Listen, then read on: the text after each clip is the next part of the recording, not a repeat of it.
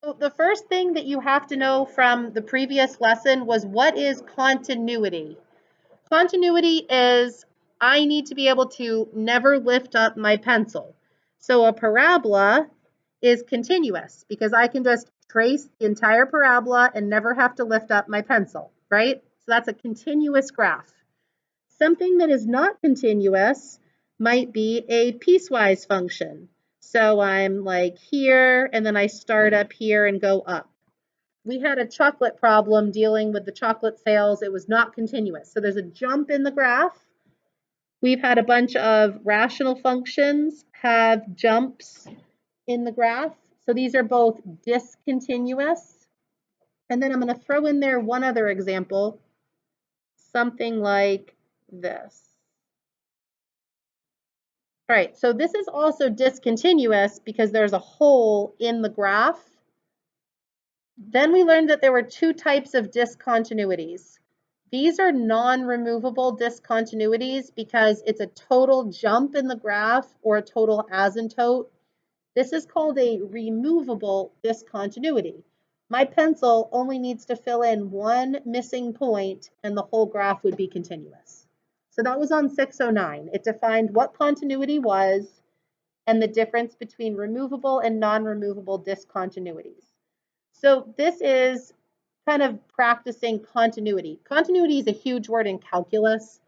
So it's linked with limits, but it's really important if you're going to go on to calculus to look at continuity. So it says, let's note where the function could have a discontinuity, find the right and left-sided limits, calculate what f of c actually is, and decide what the limit is. Basically. So is this continuous or not? So where might this function have a discontinuity? Well, it's going to have a discontinuity possibly where the domain is affected, right? This is a cubic function. It's never discontinuous. This is a rational function. It would only be discontinuous at its asymptote, which is 1. So it's going to be continuous everywhere except possibly at 1. So it says, all right, let's find the limits of these functions at 1. Well, this doesn't have a limit, right? At 1 does not exist. What is this function at 1? If I plug in 1, do I get a number? I get 1 minus 2 plus 5 is what? 6 minus 2, 4. So this limit does not exist, and this would be negative 4. Those aren't the same. So this function is discontinuous at x equals 1.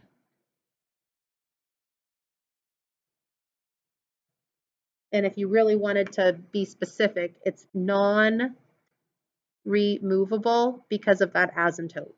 So asymptotes, I can't fix an asymptote. It'll always be an asymptote. All right, so now we look at the next one. This is another piecewise function. Linear functions, those are never discontinuous. Constant functions, never discontinuous. Another linear function, right? The function is 1/2 times x, never discontinuous. So the only questionable spot would be at this domain change. So what I'm going to do is I'm going to plug in the limit at 2, the limit at 2, and the limit at 2. If they all come out the same, we're good. It's continuous. And if one of them pops up different, there's a hole in the graph. All right, when I plug in 2, what do I get? 3 minus 2. I get 1. When I plug in 2, what do I get? I get 2. When I plug in 2, what do I get? I get 1. Did they come out the same? No.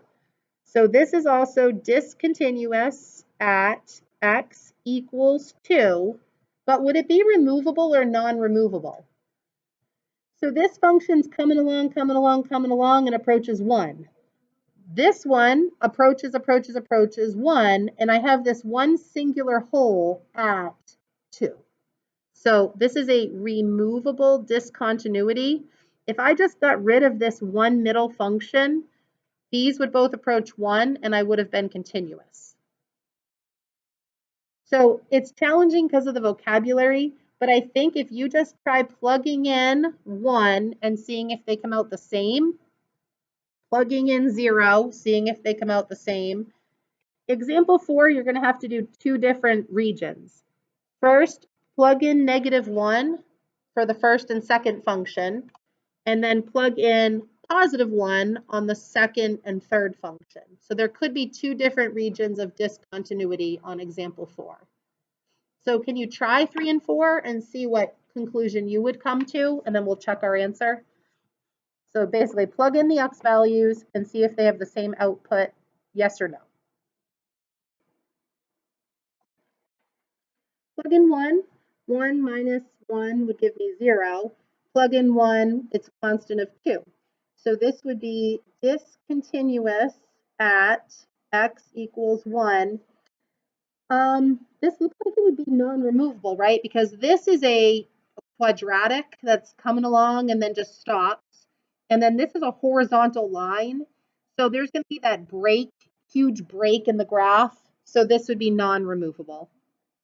It's not just like it comes along at one little hole. There's a huge break in the graph, 2 different graphs. And actually what you could do, if it helps you get a visual, I can't really graph a piecewise function on here, but if I graph, was it x squared 1 minus x squared? So if I was looking at these 2 graphs, we're looking at the discontinuity at 1. So I would have the whole left side of the red graph, and then at 1, the blue line is way up here. So if I look just at 1 on the graph, there's that huge break that I cannot reconnect with my pencil. All right, so then in example 4, if I plug in -1, I would get -1, right? Because it's -2 plus 1. If I plug in -1 here, I get -3. So there's definitely a discontinuity at -1. And then if I plug in 1, I get +3. If I plug in 1, I get just 1, right? So there's actually 2 discontinuities, one at positive and -1. And they're both non-removable because they were both big jumps in the graph. So both of these domains had a jump in the graph.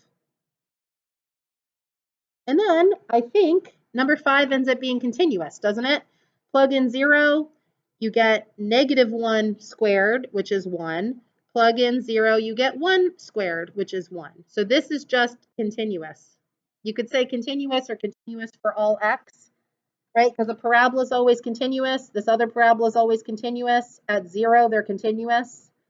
So the graph never have to lift my pencil. So that's what continuity means.